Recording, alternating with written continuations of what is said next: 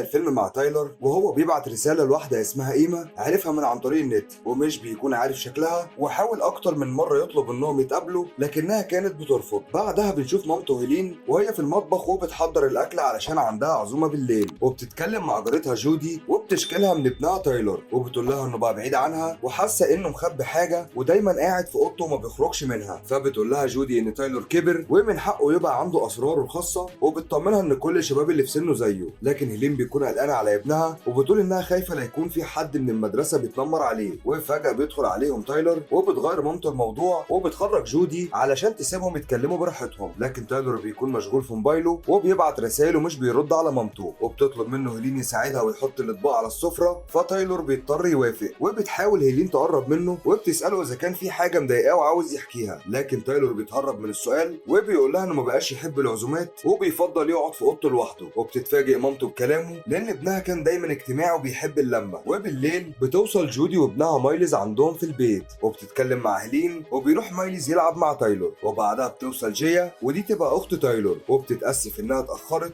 وبتروح تقعد مع اخوها وصاحبه. وبيجي رساله لتايلر من ايما وبتشوفه جيا وبتساله بيتكلم مع مين، لكن هو ما بيرضاش يقول لها. وهيلين بتقول لهم ان العشاء جهز، لكن بتطلب منهم يقفوا هما الثلاثه مع بعض علشان تصورهم. بعدها بيقعدوا يتعشوا مع بعض وبتقول هيلين انها فرحانه علشان ابنها جاب درجات عاليه واخد جايزه على مشروع التخرج بتاعه، وبتقول له ان ابوه لو عايش كان هيبقى فخور بيه. وبيتاثر تايلر بكلامها وبيشكرها. وبتطلب جودي من ابنها انه يبقى زي تايلر ويهتم بدراسته لانه دايما مشغول بلعب الكوره، فبيوعدها ابنها انه هيعمل كده. وبيتكلم ابنها مع جي عن الحفله اللي هتتعمل بكره وبيسالها اذا كانت هتروح، فبتقول له جي ان صاحبتها صوفيا عزمتها واكيد هتروح. وبيساله تايلر اذا كان هيروح بس بيكون مشغول في موبايله ومش مركز. ولما بينادوا عليه تاني بيحس بالاحراج وبيقول لهم ان محدش عزمه. وبتقول له جي انها ممكن تطلب من صوفيا تعزمه، لكنه بيقول لها انه مش بيحب الحفلات وبيسيبهم وبيروح على اوضته. وهيلين بتزعل لان ابنها منعزل ومالوش اصحاب. وفي اخر اليوم بتقول جي لاخوها ان صوفيا عزمته للحفله واسمه مكتوب في قائمه الحضور. وبتتكلم هيلين مع ولادها وبتسالهم عن الحفله اللي رايحينها، وبتقول لها جي ان صاحبتها صوفيا هي اللي عاملاها وانها بنت مشهوره في المدرسه والكل بيحبها. وبتقول جي انها شافت اخوها وهو بيبعت رسائل لواحده على الموبايل وبتقول له انه ممكن يعزمها للحفله، لكن تايلر بيقول لها انه اتعرف عليها من على لعبه على النت وبقاله اسبوع بيتكلم معاها وما شافهاش ولا مره. وبتحذره جي انه ممكن يكون شخص مزيف وبيخدعه، لكن تايلر بيتعصب وبيقول لها انه متاكد انها حقيقيه. وبيبعت رسائل لايما وبيطلب منها تروح معاه الحفله، فبتوافق وبيفرح تايلر وبيعرف اخته. وتاني يوم بيكون تايلر في معمل العلوم وبتتكلم معاه صوفيا وبتقول له انها فرحانه علشان هيحضر الحفله. وبيجي واحد اسمه لوكاس وبيتنمر على تايلر وبيقول له انه انطوائي ومالوش في الحفلات، فبتدافع صوفيا عنه وبتقول له انها حره تعزم اللي هي عايزاه وبتقول له انه مش معزوم. بعدها هيلين بتكون في الشغل وبيحاول واحد اسمه جاك انه يتعرف عليها لكنها بتصده. وبيدخل جاك مكتبه وهي مش موجوده وبيشوف صورتها مع اولادها، وبتدخل عليه هيلين وبتقول له انه تعدى حدوده وبتطلب منه يخرج بره المكتب. بعدها تايلر بيروح يفتح دولابه وبيلاقي حد راسم صورته عليها سكاكين ومكتوب انه هيستناه في الحفله. وهو مروح بيشوف اخته وهي واقفه مع صاحبتها وبتتريق عليه علشان دحيح وبتقول عليه روبوت وبيزعل منها. وبتروح اخته وراه وبتعتذر له وبتقول له انها ما تقصدش وبتساله ماله، فبيوريها رساله التهديد اللي لقاها في الدولاب. وبتقول له اخته انه لازم يقول للمدير ويعرف مامته، لكن تايلر بيرفض وبيقول انه مش عايز مشاكل وان ده اكيد حد بيهزر معاه. بعدها تايلر بيرجع للبيت وبيحاول يبعت رسائل لايما لكنها ما بتردش عليه. وبتدخل عليه اخته علشان يروحوا للحفله لكنه بيقول لها تروح لوحدها وبيفضل يلعب في اوضته. وبتدخل عليه هيلين وبتقول له ان اخته قالت لها على رساله التهديد وبتحاول تخفف عنه وبتقول له انها بتدعمه وواثقه انه شجاع وان الموقف مش هيأثر عليه. وبيحضنها تايلر وبيشكرها على كلامها. وبالليل بتيجي عربيه شرطه للبيت وبينزل منها محققين وبيرنوا الجرس، ولما بتسالهم هيلين عايزين ايه بيقول لها محقق انهم لقوا جثه بنت في الحديقه. وبتتصدم هيلين وبتفتكرها بنتها جيا وبتفتح لهم الباب فورا، لكن المحقق بيسالها على ابنها تايلر وبيقول لها انه مقبوض عليه بتهمه قتل صوفيا. وساعتها بتوصل جيا وبتتفاجئ بالشرطه وهي بتقبض على اخوها. وبتحاول هيلين تفهم المحقق ان ابنها كان في البيت طول الليل وما راحش للحفله، لكن المحقق ما بيصدقهاش وبياخد تايلر للقسم علشان يحقق معاه. وتاني يوم خبر موت صوفيا بينتشر في الاخبار الانتحار، وبتبقى قضية رأي عام. وجودي بتروح تزور هيلين علشان تقف معاها في الأزمة دي، وبتقول لها إنها كانت سهرانة في البلكونة امبارح وشافت تايلور بيجري في الشارع، لكن هيلين ما بتصدقهاش وبتقول إنها أكيد غلطانة وشافت حد تاني. وجودي بتحاول تهديها وبتقول لها إنها واثقة إن تايلور بريء، لكنها متأكدة إنها شافته، وبتطلب منها تتكلم معاه علشان تعرف الحقيقة منه. وبتروح هيلين تراجع كاميرات المراقبة، وفعلا بتشوف ابنها وهو خارج من البيت، وبيرجع بعدها بنص ساعة، وبتدخل عليها بنتها وبتشوفها بتعيط وبتحاول تخفف عنها، وبتقول لها انه اكيد في سوء تفاهم، وان مش عشان اخوها خرج من البيت يبقى هو اللي قتل صوفيا. وبتشوف صحفي وهو بيراقب البيت وبيصور جاي من غير ما تاخد بالها، ولما بتشوفه بتتعصب وبتقول له انها هتبلغ الشرطة. بعدها هيلين بتروح تزور تايلور وبتطمن عليه، وبتقول له انها شافته في كاميرا المراقبة وهو خارج من البيت، وبتطلب منه يقول لها هو راح فين. فبيقول لها تايلور ان جاله رسالة من إيما بتطلب منه يقابلها في الحديقة. ولما وصل هناك اتفاجئ بصوفيا، وقالت له ان هي كمان جالها رسائل من حد غريب علشان تروح الحديقة. وبعدها سابته صوفيا علشان ترجع للحفلة، وهو كمان رجع لبيته. وبيقول لها تايلور ان الشخص اللي بعت لهم رسائل اكيد هو اللي قتلها. فبتقول له هيلين انها مصدقاه وانها هتعمل كل اللي تقدر عليه علشان تثبت براءته. وبتكون جاي قاعدة في البيت مع مايلز، وبيكونوا مش مستوعبين ان صاحبتهم صوفيا ماتت وان تايلور المتهم في قتلها. وبتتصل بيها مامتها وبتقول لها تفتح اللاب بتاع تايلور وتقرا الرسائل بتاعته مع إيما، يمكن تلاقي دليل يساعدهم علشان يوصلوا لها. وجايه بتدخل اوضه اخوها لكنها ما بتلاقيش حاجه على اللاب، وبتكتشف مكان مفتاح اخوها مخبيه، ولما بتفتح الدرج بتلاقي هديه لإيما. بعدها هيلين بتروح لمحاميه علشان تمسك لها القضيه، وبتقول لها ان ابنها المتهم الوحيد في الجريمه، لانه هو اخر واحد قابل صوفيا في الحديقه وفي شاهد شافه معاها، وان الشرطه شاكه ان هو اللي كان بيبعت رسائل لنفسه علشان يبعد عنه الشبهات. فالمحاميه بتوعدها انها هتعمل كل اللي تقدر عليه علشان تثبت براءته. وبعدها هيلين بتروح تقابل جودي وبتسالها اذا كانت قالت للشرطه انها شافت تايلور في الحديقه، لكن جودي بتاكد لها انها ما عملتش كده. وبتستغرب هيلين لان المحاميه قالت ان في شاهد شاف تايلور. وبيروح جاك لبيت هيلين وبتفتح له بنتها وبيقول لها انه زميل مامتها في الشغل وابو صاحبتها في المدرسه وجاي يطمن عليها. ولما بترجع هيلين للبيت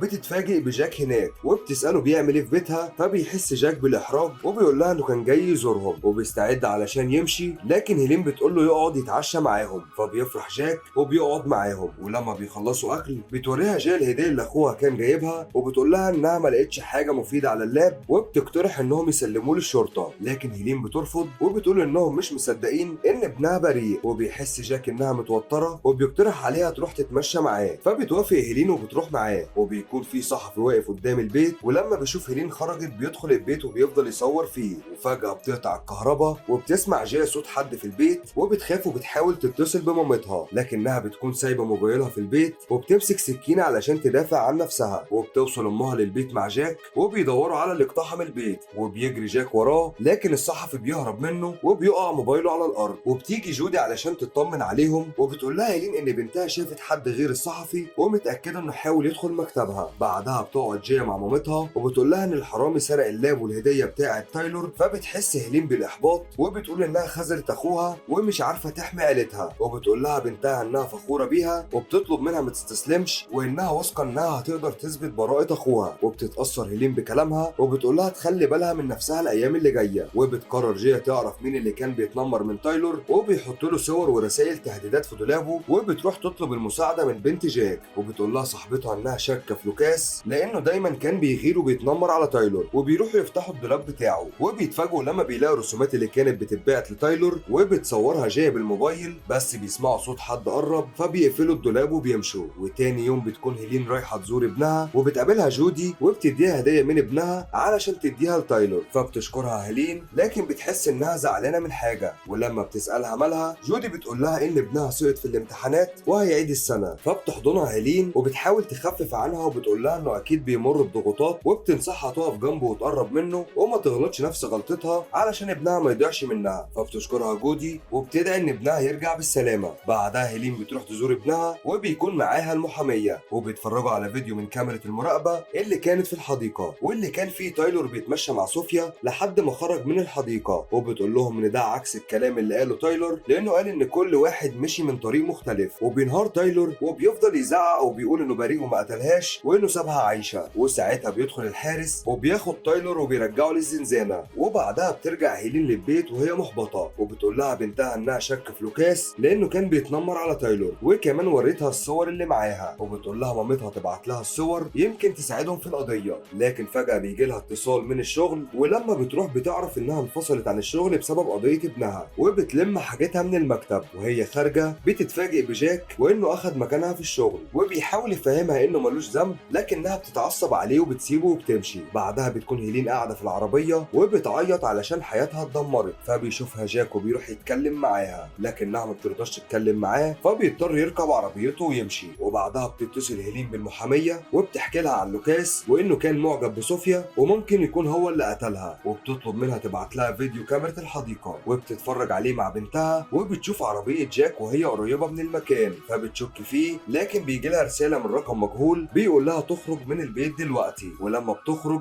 بتلاقي حد كاتب على الجراج بتاعها ان ابنها قاتل ولازم يموت، وبتشوفهم جودي وبتقول لهم يروحوا يقعدوا عندها في البيت لحد ما الدنيا ما تهدى. فبتوافق هيلين وبتقول لبنتها تروح مع جودي وهي هتحصلهم. وفي الوقت ده مايلز بيكون عند قبر صوفيا وهو بيعيط، فبتشوفه بنت جاك وبتطلب منه يركب معاها العربيه، وبتتخانق معاه وبتتهمه انه لسه بيحب صوفيا، لكن مايلز بيتعصب وبينزل من العربيه. فبتشوفه هيلين وبتستغرب، وبالليل بتساله هيلين ايه علاقته ببنت جاك، فبيتوتر مايلز وبيقول لها انه لسه عارفها جديد وانه اتعرف عليها في الحفله. وبعدها بيسيبها وبيدخل اوضته، فبتشك فيه هيلين وبتتكلم مع بنتها وبتقول لها انها حاسه انه مخبي حاجه وانه متعاون مع بنت جاك وهم اللي قتلوا صوفيا. وساعتها بيكون مايلز واقف ورا الباب وسامع كل كلامهم. وبالليل بنشوف لوكاس وهو عند قبر صوفيا، وبعدها بيحس ان في حد بيراقبه وبيجري من المكان. وتاني يوم بتدخل جودي على هيلين وبتقول لها ان لوكاس ساب رساله اعترف انه هو اللي قتل صوفيا وقال انه هيموت نفسه، وبعدها اختفى والشرطه بتدور عليه. وبتفرح هيلين لان كده ابنها هيخرج من السجن، وبتكلم المحاميه بتاعتها، لكن بتعرف منها ان اهل لوكاس قالوا انه كان مسافر معاهم يوم موت صوفيا، وان الشرطه شاكه ان في حد قتل لوكاس وكتب رساله الاعتراف علشان يبين انه انتحر وان بنتها جايه من المشتبه فيهم. وبتتصدم هيلين من كلامها وبيجي محقق ياخد اقوالها، وبتقول له هيلين انهم كانوا نايمين عند جارتهم جودي طول الليل، وبتثبت جودي جارتهم كلامها. وبيقول لها المحقق ان ابنها هيفضل محبوس لحد ما يلاقوا جثه لوكاس ويتاكدوا اذا كان هو انتحر ولا حد قتله. وبتروح جايه المدرسه وبتهجم على بنت جاك وبتقول لها انها عارفه اللي عملته، وبيجي مايلس وبيشدها وبيقعدوا هما الثلاثه في الفصل. وبتعترف بنت جاك